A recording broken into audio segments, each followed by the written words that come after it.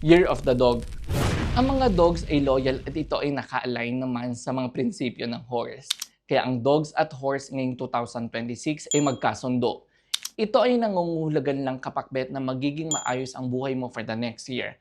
Expect growth and renewed purposes. Mas matibay pa ito dahil sa presensya ng apoy ng year element natin ngayong 2026. Gayunpaman, ang pagiging pabaya ay katumbas ng malas na buhay.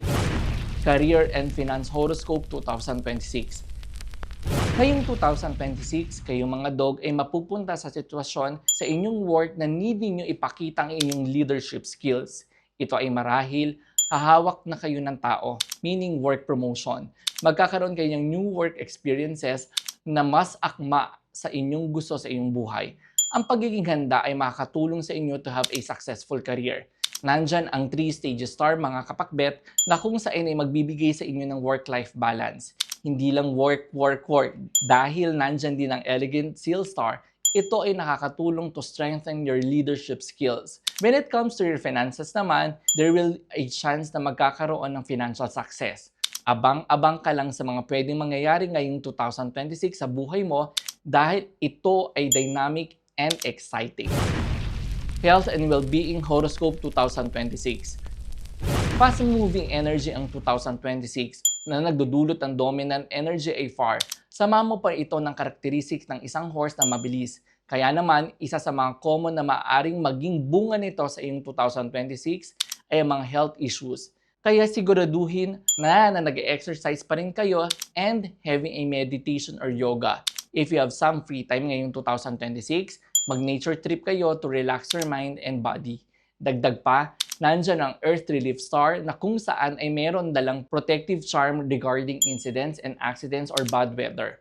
Ang mga dogs na edad 20, 32 at 56 years old ay may chance na magiging smooth ang takbo ng kanilang buhay ngayon. Love and Relationship Horoscope 2026. Under the dog sign, a deeper emotional connection with other people. Kumbaga, mas magiging maunawain ka dahil nararamdaman at naiintindihan mo ang mga feelings ng mga taong nasa paligid mo. For singles dyan, this will be a year na mamimit mo na ang taong para sa iyo and bonus pa rito ay pareho kayo ng values at prinsipyo sa buhay.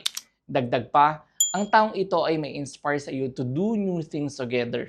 And para naman sa mga in relationship na, masayabong ang relationship na meron kayo if you will do things together. Lalong-lalo na ang mga bagay na hindi nyo pa nagagawa. Subalit, ito ay maaaring magdulot or manghingi ng kompromiso sa inyo. Dogs have a natural desire for stability. And if ang partner mo ay mas gusto ng pagbabago or movement, chances are na mag-aaway kayo. Kaya naman, pinapayuhan ka ng pag-isipan nyo munang mabuti ang inyong mga kilos. Personal Growth Horoscope 2026.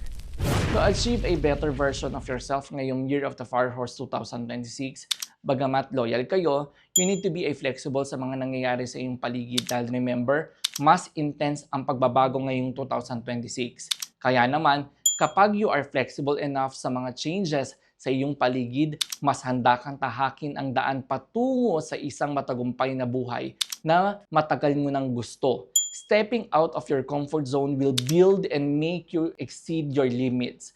Iwasan mo lang maging mayabang ngayong 2026 dahil ikapamahamak mo ito at may balik din ito. Nandyan na ang year charm na maaring magdulot ng discomfort sa inyo dahil sa mga nakakasama mo sa buhay. Nandyan din ang flying charm which signifies na mahihirapan kang i-prove ang pagiging inosente mo if just in case ay masangkot ka sa isang gulo.